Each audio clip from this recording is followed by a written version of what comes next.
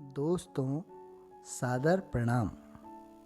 आनंदम पाठ्यचर्या आनंदिनी भाग 2 की हमारी आज की कहानी है शिकायतों का बोझ। इस कहानी में मनुष्य को ईर्ष्या, द्वेष जैसे नकारात्मक भावों से सदैव दूर रहने के लिए प्रेरित किया गया है। आइए कहानी की तरफ चलें। रुद्रप्रयाग जनपद के गुप्तकाशी कस्बे में एक संत रहते थे। उनके अनेक शिष्य थे।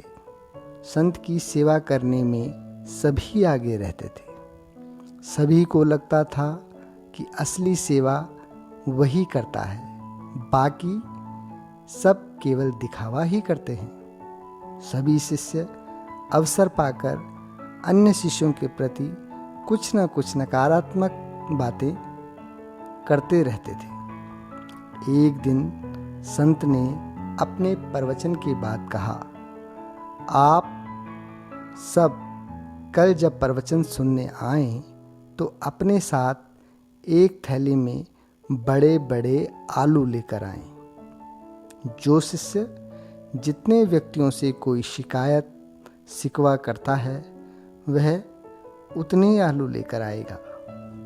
अगले दिन सभी शिष्य आलू लेकर आए।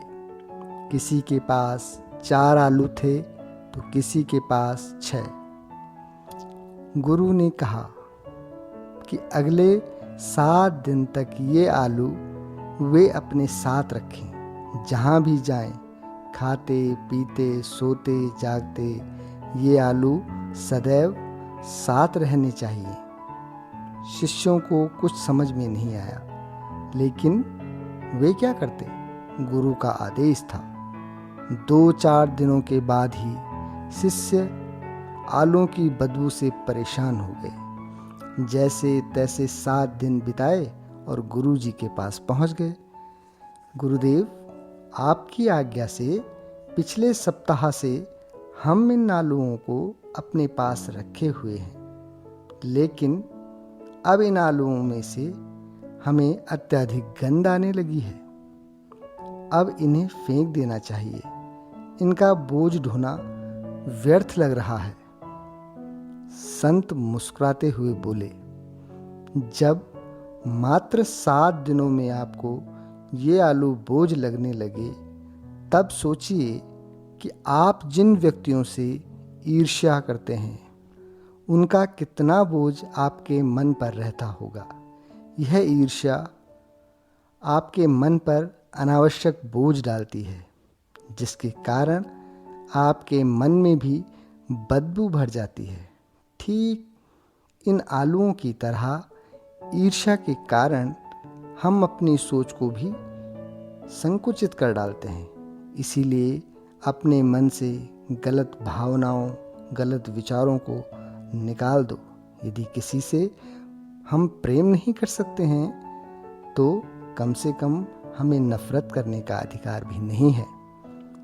इससे आपका मन स्वच्छ और हल्का रहेगा।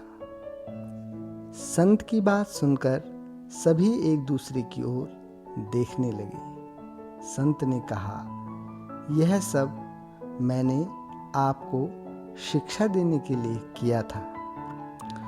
दोस्तों, विचार करें, क्या हम ईर्ष्या, द्वेष जैसे नकारात्मक भावों के बिना जीवन यापन नहीं